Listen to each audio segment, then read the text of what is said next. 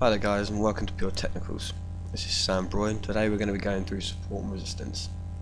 Support and resistance are going to be the single most important thing you can learn when looking into trading and beginning trading. You need to get a good understanding on whereabouts the market tends to change direction and why it changes direction at these levels. Now this isn't just a use for forex trading, this can be a use in any kind of trade, and that's CFDs, indices, stocks, shares, or forex, options, absolutely any market you can think of. One thing to mention before we actually start plotting any support and resistance lines is that in the beginning days of trading you're probably going to want to stick to the daily and the 4-hour charts, because signals on there are much more reliable than the signals on the smaller time frame charts where you just get market noise. If I just show you a quick example of what I mean by market noise, you can clearly see over the past few weeks the market has been trending up.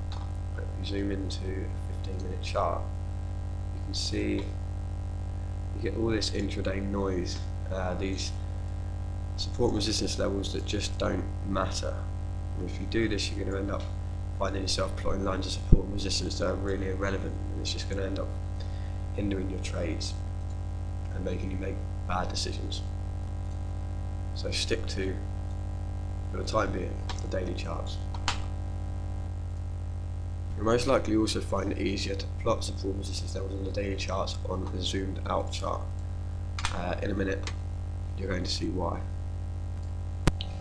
So first things first, when people first start trading they seem to think that every level on the chart that is showing some kind of market change needs to be plotted as a support or resistance level, and this isn't true. You only need to plot the most viable lines. For instance, this high and this low.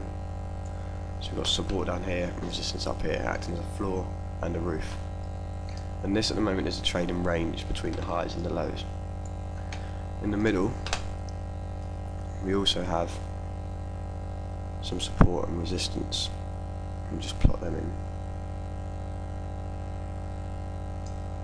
there and somewhere down here around there.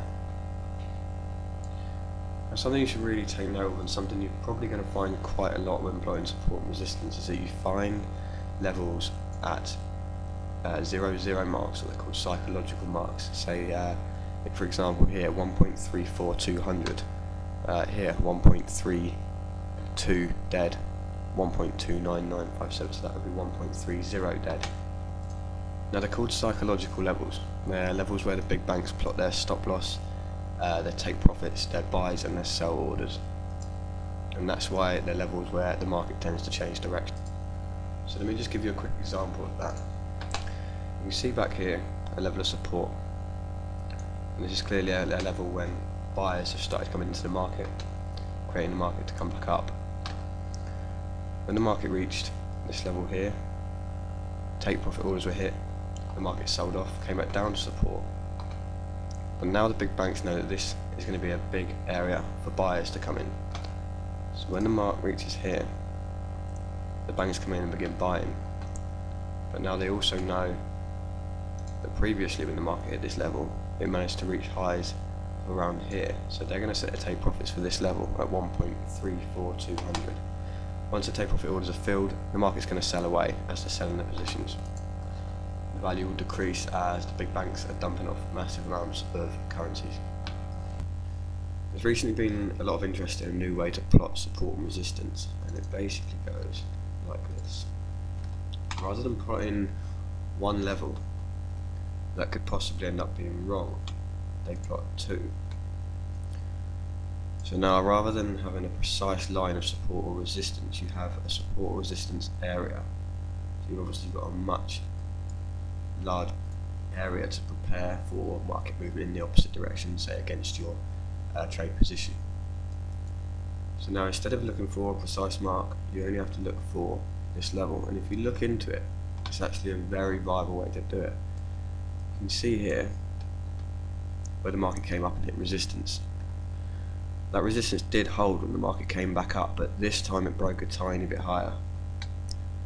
If you can mark both of these levels, something that's going to help you greatly when plotting support and resistance levels. Well, that pretty much wraps up this lesson on support and resistance. Thanks very much for listening. I hope it can help, and I will see you next time where we learn about price action, pin bars and dojis to put this all together in one strategy.